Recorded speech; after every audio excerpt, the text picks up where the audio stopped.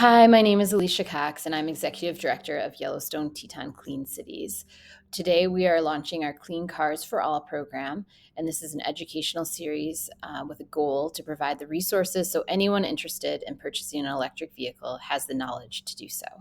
We're going to just start off with some electric vehicle basics. This is a quick video for you to get the background information. So what is an electric vehicle? An electric vehicle has an electric motor instead of an internal combustion engine. The vehicle uses a large traction battery pack to power the electric motor that then turns the wheels. An electric vehicle fuels up by plugging into a charging station, providing electricity to that battery. The vehicle emits no exhaust from a tailpipe, and it does not contain the typical liquid fuel components such as a fuel pump, a fuel line, or fuel tank. You'll notice below here we have a visual of the three main types or most widely known electric vehicle types. There's a hybrid, plug-in hybrid, and electric vehicle.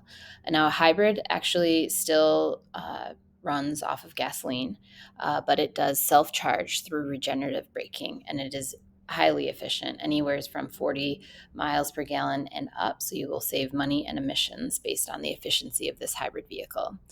A plug-in hybrid, this car can run on gas as well as electric. So typically a plug-in hybrid has a range from anywhere between 15 miles to upwards of 60 miles of all electric. Once you run out of that electric range, then your vehicle turns into a traditional hybrid. And so these vehicles are highly efficient because you're on all electric, and then you still get the efficiency of a hybrid vehicle. And, on average, this is between 40 and up miles per gallon as well. So you'll save a lot on emissions as well as fuel costs here. And finally, a full electric vehicle. So this has no gas. It only runs off of a battery. The distance and range that it can go varies widely based on the size of the battery. The larger the battery and more efficient the vehicle is, the further it can go. But this will only run on electric, and you fuel it up by charging. And we're going to get into that in our next slide. Electric vehicle basics. Where can you charge an electric vehicle? You can charge your electric vehicle at home, work, or in public.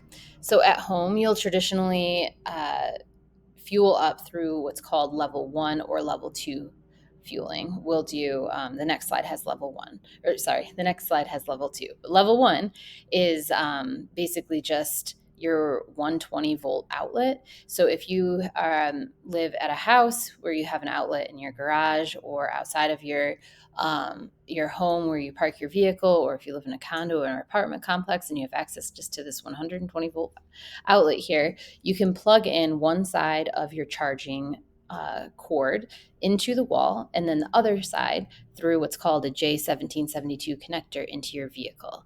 And then you can charge up, and you can charge up throughout the day, overnight. This is really a good level 2 or level 1 is really good for plug-in hybrids that don't have a ton of electric range. You can typically fuel up overnight.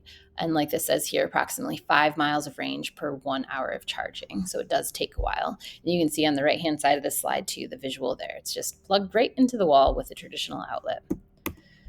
So level 2 charging, what does this look like? So this you can plug in with your 208 or 240 volt outlet, depending on if you're residential or commercial. But there's two different types of connectors here.